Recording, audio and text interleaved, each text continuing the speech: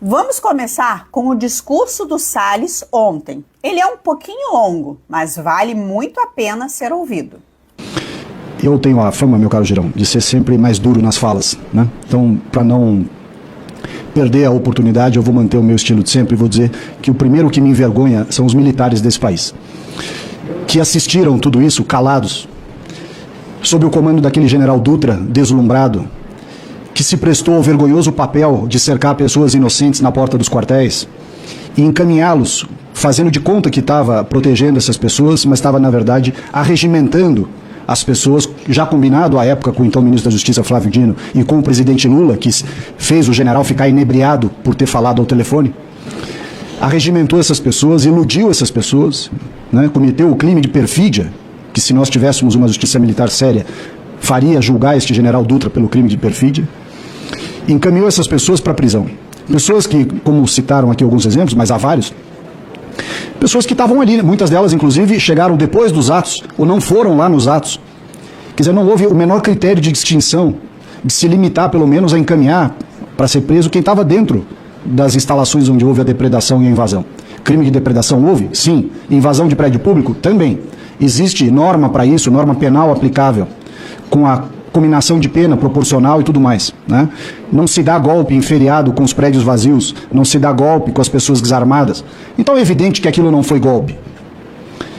Mas independentemente de ter sido ou não tentativa de golpe, o que os militares fizeram no 8 de janeiro em permitir que se levassem essas pessoas presas e emboscar essas pessoas na porta do quartel foi de uma covardia sem tamanho. Essa covardia não começou no 8 de janeiro. Essa covardia começou quando essas pessoas foram sendo mantidas na porta desses quartéis com a esperança de que algo ia acontecer, de que algo ia ser feito. Ao invés de serem avisadas dizendo, olha, nada vai acontecer, nada foi feito, o Lula ganhou a eleição, vai cada um para sua casa, parem de ficar tomando chuva e serem iludidos aqui na porta desses quartéis. Ao contrário senso, nenhuma dessas autoridades se prestou a ter essa conversa franca, sincera e objetiva com aqueles que lá na porta estavam.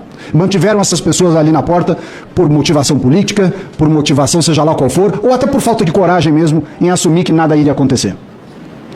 Essas pessoas foram iludidas e induzidas a ficarem ali. A decepção, senador Girão e caros colegas, meu caro Exalcino, com eles, portanto, é enorme. Por outro lado, na história do Brasil, desde a época do Império, até antes da época do Império, quando o Brasil ainda era colônia de Portugal, depois com Dom João VI aqui, Dom Pedro I, Dom Pedro II, a Velha República, República Velha, depois na época do Getúlio Vargas, depois nos anos de Juscelino, Dutra e, como já dito aqui, na época do fim do regime militar de 64, o Brasil tem na sua história episódios reiterados de explosões de revolta, de descontrole, prisões, inclusive de militares, e logo em seguida, processos de anistia e de perdão geral como forma de pacificar o país. O que nós vemos hoje é um presidente que se elegeu, dizendo que ia pacificar o Brasil, que o amor voltou, que o Brasil voltou, que tudo isso aconteceu, que a direita que era truculenta, a direita que era promotora de ações contrárias ao Estado Democrático de Direito, às liberdades individuais, etc. Posso citar mais recentemente o período pós-64, porque os meus pais, Girão, foram alunos da Faculdade de Direito do Largo de São Francisco, e naquela época, os juristas com J maiúsculo do Brasil, mesmo aqueles que não eram de esquerda, muitos eram de direita, muitos eram inclusive ministros do Supremo Tribunal Federal à época, muitos eram senadores, se insurgiam contra os abusos e procuravam defender aqueles que estavam sendo, de certa forma, perseguidos, ainda que tivessem praticado algum crime, mas havia uma certa compaixão pelo ser humano, havia uma certa condescendência para com as famílias. Mesmo em relação àqueles que estavam presos porque fizeram alguma coisa durante aquele regime 64. Quantas não foram as famílias de presos políticos de 64, que mesmo presos, ou até em locais não sabidos, que depois a história trouxe que locais não sabidos eram esses, essas famílias procuravam famílias de militares, que estavam no regime para combater os comunistas, procuravam famílias de magistrados, famílias de juristas, que não eram de esquerda, e diziam, por favor, ajuda o meu filho, ajuda a minha mãe, ajuda o meu pai. Tantos outros, Zé Dirceu e por assim vai, Zé Genuíno e tudo. E vários outros desconhecidos que foram contemplados pela compaixão, pelo respeito à vida humana, ainda que tenham acontecido abusos e coisas muito graves naquele regime.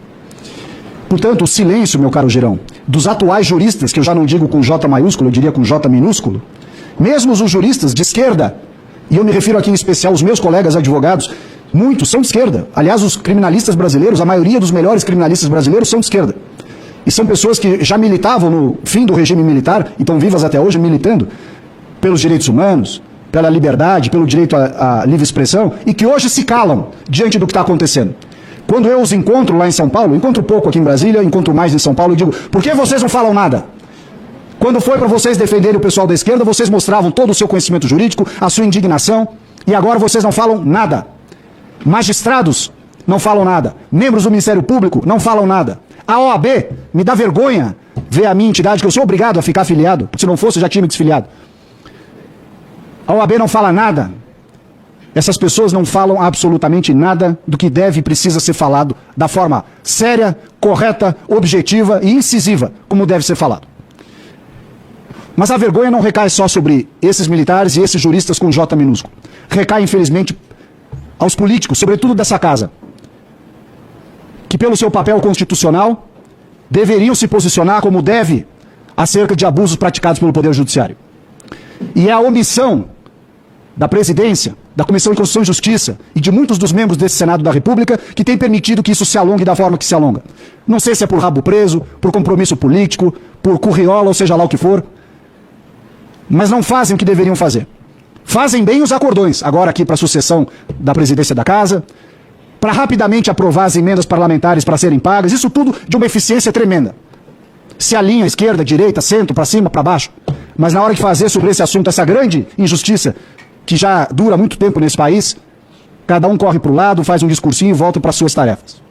A Câmara dos Deputados, sob a presidência da Carolina Detoni, vinha avançando num projeto cuja relatoria era do deputado Rodrigo Valadares, e de novo, a exemplo do que eu disse aqui, também foi atacado por uma manobra regimental que fez mudar o trâmite daquele projeto que estava lá na CCJ para uma tal comissão especial. Tudo em meio ao acordo para se fazer a sucessão da presidência da Câmara dos Deputados. Pois eu digo, ou o Congresso Nacional em ambas as casas, Câmara e Senado, sobretudo o Senado pelo seu papel constitucional, adota uma outra postura, ou só Deus para salvar realmente a pele desses que estão presos no 8 de janeiro. Muito obrigado. Fica até difícil falar algo depois disso. Todos nós sabemos que a situação está cada dia pior para a anistia. Mas nessa última operação da Polícia Federal foram reveladas